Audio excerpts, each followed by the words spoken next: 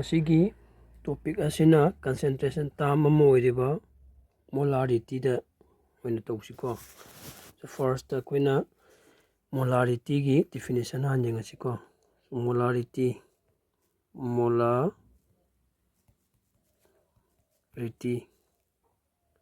si capital M na denote woniko.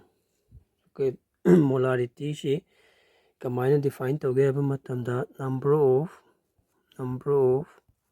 moles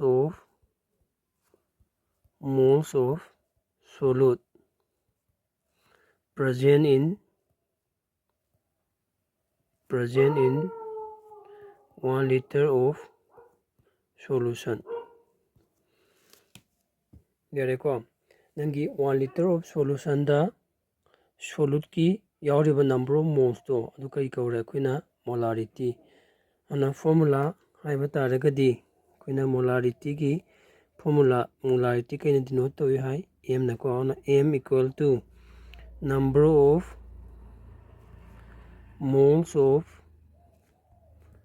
moles of solute divided by kaitarani volume of solution in liter da oigataba ko ana koina khangima dudi number of moles ki unit kaino moles ni ko aduga makha da kana leira liter leira una sigi molarity ki unit chi unit of molarity is kaitarani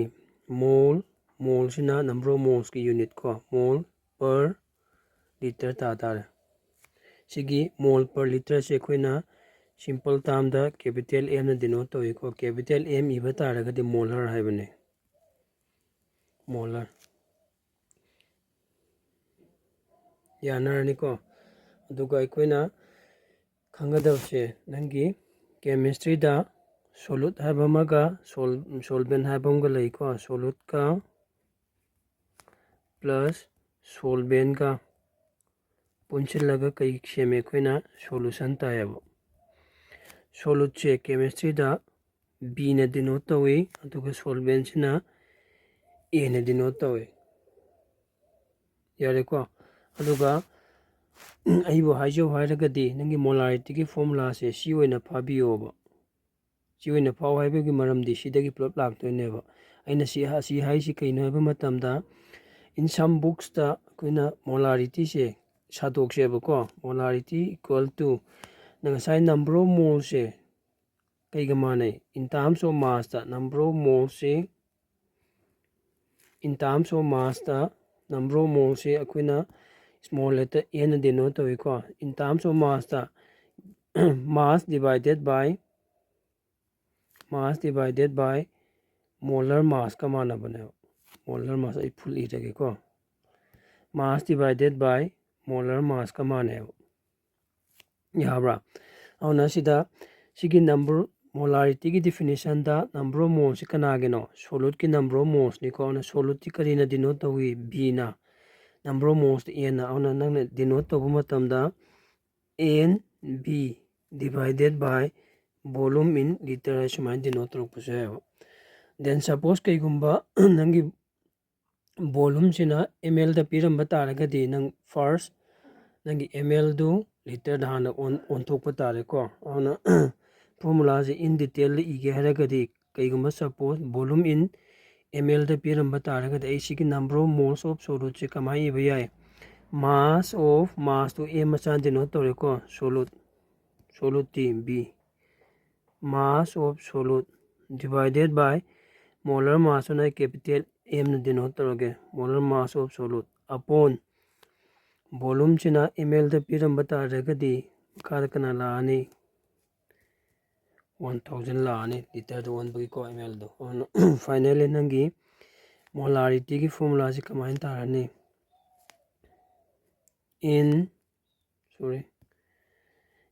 mb upon mb into 1000 divided by volume in ml sina ml da piramba taragadi ana aibo haijo hairagadi sigi siwena kangane bu ko maramdi sida iriba formula sidi writer ki matungina some writer na aina small letter m ibagi mauta w masa ibasi yaubani ko ona finally volume sina kaiguma ml da piramba taragadi nangi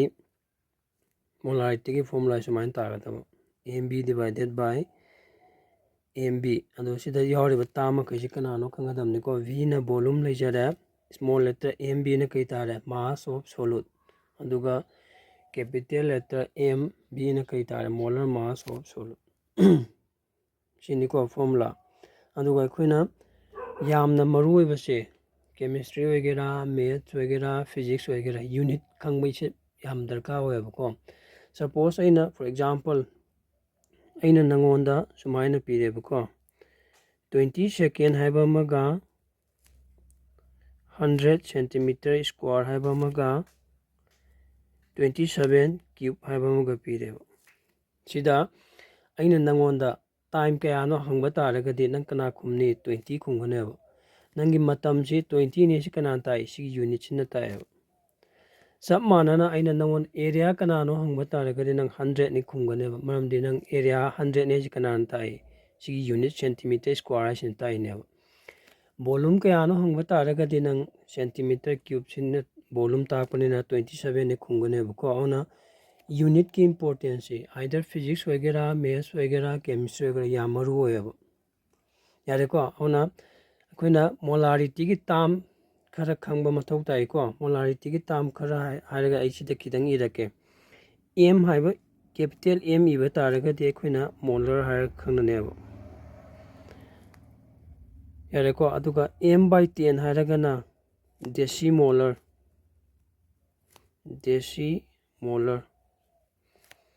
अदुगा m/100 इरगना centimolar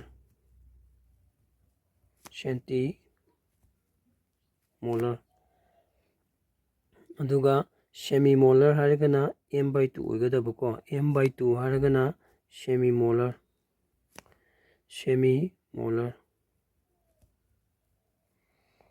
अदुगा bimolar हारगना 2m ओइगदबको 2m इरगना कई हारनी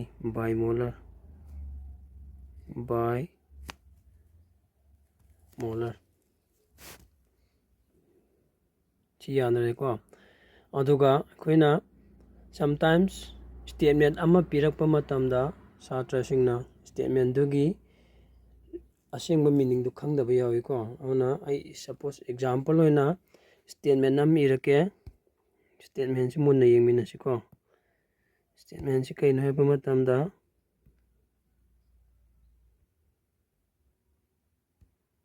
statement से सुमाइना पिरे खला molarity of sugar solution is 2 molar हायरेबको सिना मीन तौदोइसे कइनो हेबा मतमदा 2 moles of sugar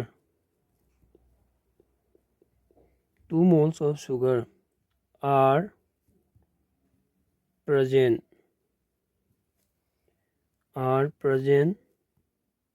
in 1 liter of solution haineo molarity of sugar solution is 2 molar means nangi sugar gi 2 moles se solution gi 1 liter da present oi hainebako awna nangi sigi samsama sentence manba sidagi nang kana khangi nangi solute ki number of moles kya tare 2 sumaina yareko aduga छात्र सिंगना क्वाइदगी confuse लेबा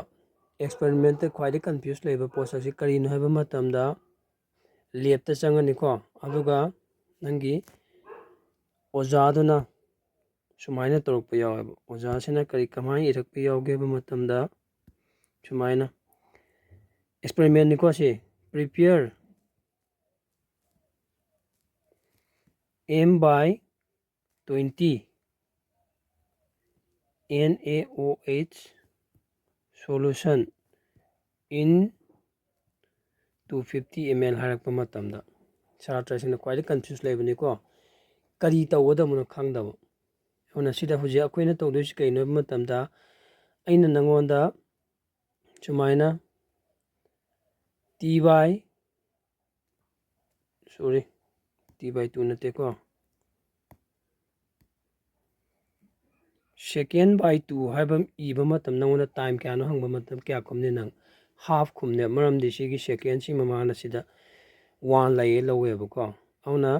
ꯁꯤꯒꯤ prepare m/20 NaOH solution in 250 ml ꯁꯤꯗ ꯀꯔꯤ ꯄꯤꯒꯦ ꯌꯦꯡꯁꯦꯕꯀꯣ ꯅꯪ ꯉꯁꯥꯏ ꯁꯤꯗ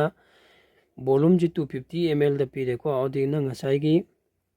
ꯃꯣꯂꯥꯔꯤꯇꯤꯒꯤ ꯑꯩꯅ ꯁꯤꯗ ꯏꯈꯤꯕ ꯐꯣꯔꯃꯨꯂꯥ ꯁꯤ ꯄꯥꯜꯂꯁꯦꯕ ꯁꯤ ꯄꯥꯜꯂꯁꯤꯀꯣ ꯁꯣ ꯑꯁꯤꯒꯤ ꯐꯣꯔꯃꯨꯂꯥꯁꯤꯒꯤ ꯃꯇꯨꯡ ꯏꯟꯅ ꯃꯣꯂꯥꯔꯤꯇꯤ ꯏꯀ꯭ꯋꯦꯜ ꯇꯨ ꯀꯃꯥꯏꯅ mass of solute divided by molar mass of solute into 1000 divided by volume in ml level sida molarity ki value se koi kya ne khange sida m/20 means 1/20 and m ki value kya tare 1/20 equal to nang si khangabra khangdri ko mass of solute khangdri on still I mb lawrage divided by molar mass of solute sodium ki hydroxide ki puto ko molar mass kya tani sodium की atomic mass 23 oxygen की 16 hydrogen की 1 को क्या तारे से 40 तारे को 40 ग्राम पर मोल तारे मोलर मास आई सीधा 40 कक्ते इरगे into 1000 divided by सीधा वॉल्यूम से क्या पे रहा 250 और कक्थन रहा को सीना सीधा कक्पम मतमदा 4 सीना सीधा 10 और सीना से कक्प तारेगा 2 that means molar mass of solute nang kya log batar ka hoira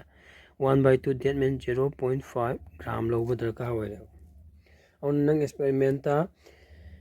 0.5 gram se nang weighing balance lawrani aduga volumetric flux hapchila matungda 250 ml gi volumetric flux hapchila matungda isingna makeup tawraga solution prepare tawda aduga sida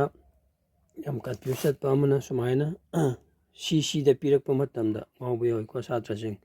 koina kari khange ba matamda 1 liter se 1000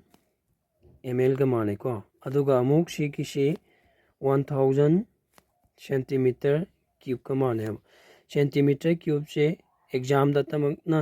ngawna ba ko cc ha ibi su yawni ko cc means centimeter cube family aude nang sigi relation se dagi kari khanga 1 ml ga kya ga mana re 1 centimeter cube ka mana ne ko hauna molarity se experiment to matamda exam id practical exam to matamda external examiner na difference between molarity and molality have yam toina hangoni ko molality to the next class oina discuss tarusi ngasigi oina molarity sida loisilasi ko khangdaba yaroga su any khangdaba yaroga adum comment to biro thank you